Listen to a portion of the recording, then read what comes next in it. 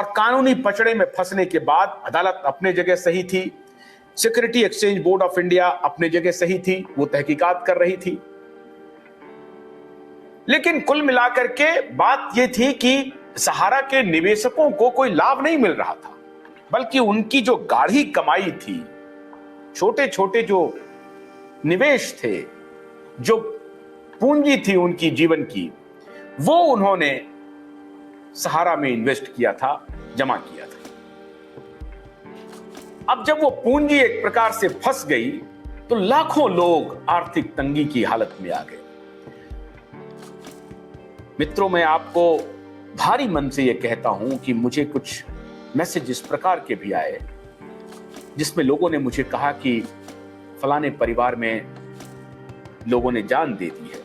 मेरे पास पुख्ता उसकी जानकारी नहीं थी, लेकिन जो मेरे पास संदेश आ रहे थे उस संदेश में मैंने देखा ये बात। जो फोन लोगों ने किया उसमें भी लोगों ने अपनी पीड़ा बताई। मैं ज्यादातर लोगों के फोन रिसीव करता था, कुछ लोगों ने मुझे गालियां भी दी, लेकिन उसकी संख्या बहुत नगण्य थी, कम थी। लोगों को भरोसा था हमारे ऊपर कि नहीं, ये व्यक्ति जो कह रहा है वो दिल से कह रहा है और हमारी लड़ाई लड़ रहा है तो दिल से लड़ रहा है। कुछ लोग कह रहे थे कि आप सहारा को बचा क्यों रहे। मैं उन्हें फोन पर कहता था कि मेरी किसी को बचाने की इच्छा नहीं है, मैं बचाना नहीं चाहता, मैं आपको राहत दिलवाना चाहता हूं। हाँ, मैं इतना जरूर जानता हूं कि अन्य व्यवसायियों से सुब्रत राय की तुलना अनुचित है, और वो इसलिए अनुचित है क्योंकि ये पैसा लेकर के भागा नहीं है। ये कोई विजय माल्या नहीं है, ये नीरव मोदी नहीं है, मिहिर चौकसी नहीं है, ये ललित मोदी नहीं है जो सरकारी पैसे को लेकर के विदेश में बैठा हुआ है। सुब्रत राय की तुलना उससे मत कीजिए, ये मैं जरूर दलील देता था। और मैं उनको भरोसा देता था कि अगर वो नौबत भी आई और जिस दिन मुझे पता चल जाएगा कि हाँ, सुब्रत राय शायद इसी श्रेणी में हैं, तो मैं पहला व्यक्ति होऊंगा जो सबसे पहले आपकी जुबान में जुबान मिलाऊंगा। लेकिन अभी तक मुझे ऐसा प्रतीत नहीं हो रहा है, और इसीलिए मैंने माननीय अदालत से, सरकार से, सेबी से सबसे अनुरोध किया कि यह मामला शायद आपकी निगाह में आ नहीं रहा है, शायद इन लोगों की पीड़ा आपको दिखाई नहीं पड़ रही है। हैरान होंगे मित्रों कि डिजिटल नेटवर्क पे, इंटरनेट पे गालियों की बौछार है, कभी अदालत को लेकर के, कभी सरकार को लेकर के, कभी सेबी को लेकर के, कभी सुब्रत राय को लेकर के। मैं आप सबसे यह भी आग्रह करूंगा कि जो सुधी निवेशक हैं वो धैर्य बनाए रखिए। देर जरूर है, अंधेर नहीं होगा। मैं आपकी लड़ाई लड़ रहा हूं और उसका नतीजा सामने आया है। सरकार ने, यह अनप्रेसिडेंटेड है, सरकार ने पत्र लिखा है माननीय अदालत को और कहा है कि अदालत से विनती किया है, आग्रह किया है कि 5,000 करोड़ रुपए कम से कम फौरी तौर पर रिलीज करें ताकि हम निवेशकों का पैसा लौटा सकें।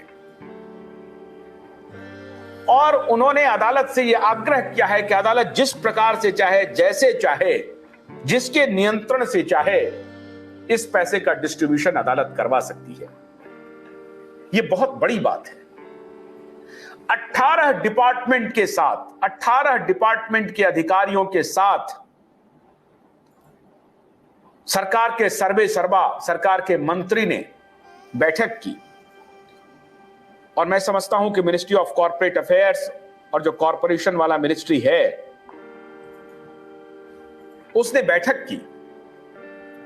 और इसमें मैं नहीं मान सकता कि इसमें पीएमओ की पहल नहीं होगी, मिनिस्ट्री ऑफ फाइनेंस की नहीं होगी, और जो सहकारिता मंत्रालय है उसकी नहीं होगी। सबका सहयोग होगा। सबने इस बात को समझा है। जो हमने ईमानदारी से आपकी बात को उठाई तो यह बात सरकार तक पहुंची है और सरकार को इस बात का इल्म हुआ है कि जो हम ये डिमांड कर रहे हैं यह उचित है, न्याय संगत है और इसमें न्याय होना चाहिए। और सरकार में बहुत सारी कॉम्प्लेक्सिटीज होती हैं। कहीं ईडी जांच कर रहा है, कहीं सीबीआई जांच कर रहा है, कहीं रेवेन्यू डिपार्टमेंट का जो अपना एनफोर्समेंट है वो जांच कर रहा है, रेवेन्यू इंटेलिजेंस जांच कर रहा है, अलग अलग संस्थाएं हैं सरकार के अधीन ही। सारी संस्थाएं एक जगह आकर के इस बात पर अग्री करना कि हाँ हमें अदालत से आग्रह करना चाहिए और जो निवेशक हैं उनका पैसा लौटाना चाहिए, ये बहुत बड़ी उपलब्धि है। और मैं समझता हूं, मैं ये नहीं कह रहा हूं कि मेरी वजह से हो गया, लेकिन मैं सिर्फ आपको इतना कह रहा हूं, हमने भी गिलहरी की माफिक एक प्रयास किया था और ईमानदारी से प्रयास किया था। इसलिए मैं सहारा के निवेशकों से यह आग्रह करता हूं कि धैर्य बनाए रखिए, आपका पैसा जरूर मिलेगा। आपकी लड़ाई हम लड़ रहे हैं, आगे भी लड़ेंगे ईमानदारी से। अभी तो 5,000 करोड़ रुपया रिलीज होने की बात हो रही है। जो पैसे सेबी के अकाउंट में जमा हैं, निश्चित रूप से सेबी उन निवेशकों की तलाश करके उसे लौटाएगी और इसमें सहारा ग्रुप का सहयोग सेबी लेगी, सरकार का सहयोग लेगी, अदालत का सहयोग लेगी।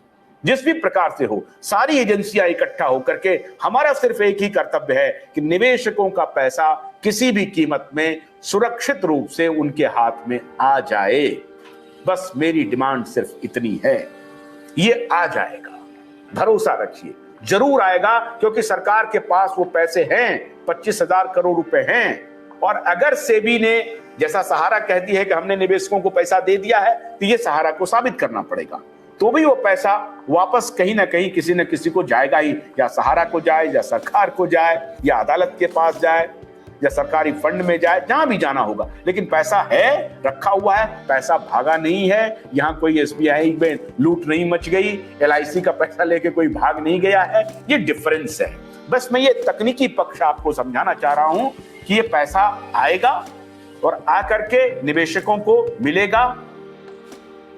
ये मैं आपको विश्वास दिलाना चाहता हूं। अगर मैं आपके मुद्दे को उठाने में या कहीं नाकामयाब रहा, तो मैं फिर आकर के आपके सामने कहूंगा कि हमने ईमानदारी से आपके मुद्दे उठाए, शायद मुझे सफलता नहीं मिली। लेकिन आज मैं इसलिए आपके सामने आया हूं क्योंकि हमने आपके मुद्दे उठाए, महीने नहीं लगे हैं, इस प्रकार के निर्णय आ रहे हैं। जो अखबारों के रिपोर्ट्स हैं, centre seeks 5,000 crore from SEBI Sahara fund to settle claims of depositors, ये अलग अलग अखबारों में आ गए हैं, मीडिया में रिपोर्ट्स छप चुकी है। मैं उसी के हवाले से ये आपको बता रहा हूं और उम्मीद करता हूं कि जो इन्वेस्टर्स हैं उनको जरूर पैसे मिलेंगे।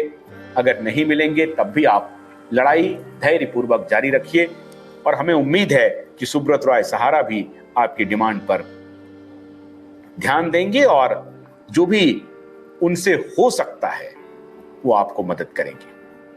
आपका बहुत बहुत आभार, हमारे साथ बने, हमने आपके मुद्दे को उठाया, हमें आंतरिक खुशी है। नमस्कार।